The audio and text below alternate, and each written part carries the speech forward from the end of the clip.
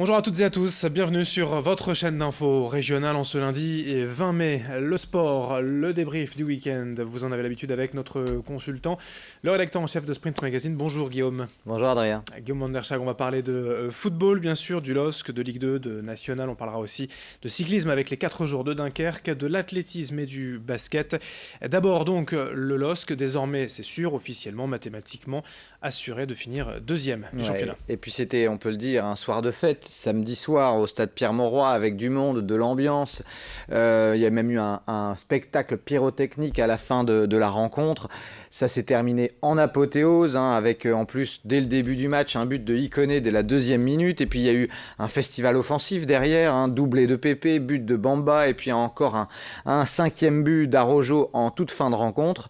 C'était vraiment une belle soirée avec en plus aussi on a dit au revoir à la speakerine du LOSC, Anne-Sophie Roquette, ça s'est fait non sans émotion, puisqu'on le sait, elle est très appréciée des supporters. Ça faisait quand même près de 30 ans qu'elle officiait derrière le micro du côté du LOSC. Donc voilà le LOSC qui est deuxième, qui ne peut plus être rejoint, qui est assuré de disputer la Ligue des Champions la saison prochaine.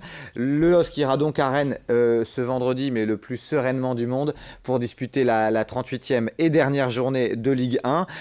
C'est vraiment une belle saison qui s'achève. Allez, celle-ci va s'achever donc la prochaine. Plusieurs questions sur l'avenir du club, de l'effectif et forcément de Nicolas Pepe. Alors, concernant Nicolas Pepe, on le sait, il ne restera pas. Sa valeur marchande est bien trop élevée. On parle de 75, même parfois de 80 millions d'euros, ce qui serait historique dans l'histoire du LOSC. Beaucoup de clubs s'intéressent à l'international ivoirien. Manchester United, Liverpool, mais aussi la Juventus de Turin. Le PSG a eu sa préférence pendant un moment. Maintenant, il semblerait que son avenir puisse être du côté du Bayern de Munich, qui a de la place pour un joueur comme lui.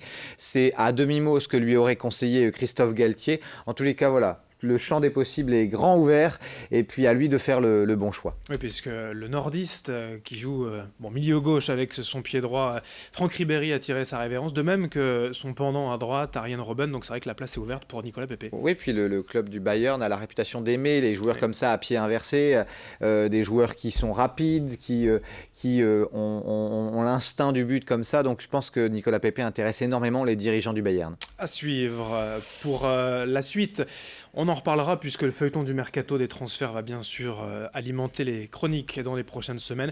D'abord dans l'actualité week-end, la Ligue 2, Lens et Valenciennes. Ouais, on le savait, l'espoir d'une montée en Ligue 1 du côté du Racing Club de Lens passait obligatoirement par une victoire face au 4e, puisqu'on le rappelle, le 5e rencontre le 4e, puis le vainqueur de ce match rencontre le 3e, et puis ensuite le vainqueur de ce match rencontre le barragiste de Ligue 1. C'est un chemin de croix, mais qui a plutôt bien commencé pour les joueurs sang et or, puisque une victoire face à Orléans, 5-2 à l'occasion de la dernière journée de Ligue 2. Du coup, ils sont assurés de disputer le premier match de barrage contre le Paris FC, qui est 4e, Lens est 5e. Ce sera ce mardi à 20h45 à Charletti. Et ensuite, le vainqueur de ce match rencontrera l'équipe de 3 en cas de victoire. Donc on le souhaite pour les joueurs sang et or. Ouais, ça s'annonce compliqué, mais c'est possible, sait-on jamais. Du côté de Valenciennes ?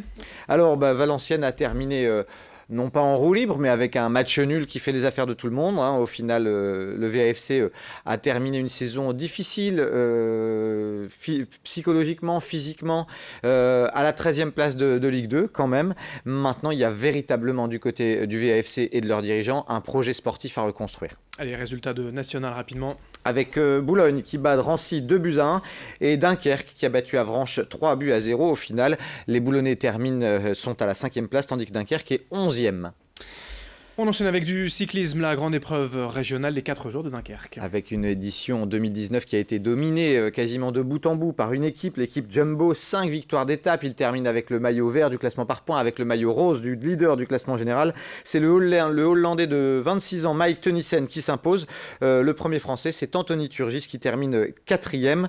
Ça s'est terminé hier avec une victoire justement du vainqueur final Teunissen entre Roubaix et Dunkerque.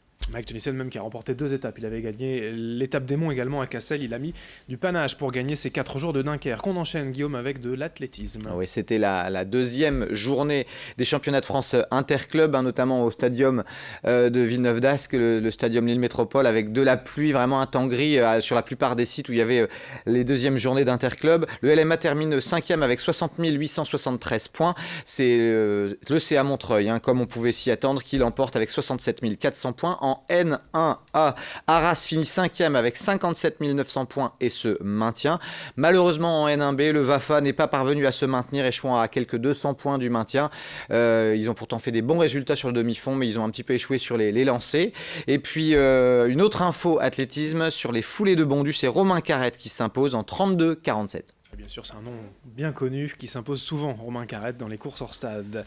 On enchaîne avec du basket aussi. Oui, une petite page basket pour vous dire que c'est terminé en Jeep Elite, en Pro A, avec le BCM qui s'est incliné pour la dernière journée face à Strasbourg 78-87. Il termine 11e, les joueurs de Gravelines. Et puis l'équipe du Portel, elle aussi s'est inclinée, mais de pas grand-chose, 86-92 face à Bourg. Le Portel se maintient, elle termine 16e. Ça a été une saison difficile pour les deux équipes, on peut le dire. On est déçus autant pour les maritimes du côté du Portel que pour les maritimes du côté de Gravelines-Dunkerque. Mais effectivement, au moins le SSM jouera une 4e saison dans l'élite du basket français. Et puis il y avait aussi de la Pro B ce week-end d'Adrien avec Denain qui a créé la surprise en allant s'imposer à Aix 78-84. Il termine plutôt pas mal les joueurs denaisiens. Et puis Lille s'est montré un petit peu inconstant face à Rouen, défaite 95-81 là-bas. Allez, quelques secondes encore pour les dernières infos, en bref. Alors, pour terminer, d'abord, vous parlez un peu de golf. Il y avait ce week-end le Grand Prix de Bondu et c'est Macintosh qui s'est imposé. C'est pas de l'informatique, c'est bien un joueur. Le joueur local de Bondu, Nicolas Singer, devant se contenter de la 2e place. Un mot aussi de waterpolo pour vous dire que lors de la finale allée du championnat de France chez les filles, les filles du Luc Waterpolo sont allées gagner à Nice 13 buts à 6. Et puis enfin, pour terminer, handball, Saint-Amand s'est incliné face à Paris 92 en play-down sur le score de 34-28. Merci Guillaume pour toutes ces infos et bonne semaine. Bonne semaine à tous. Merci de votre fidélité. À suivre dans un instant d'autres infos. Très belle journée à toutes et à tous.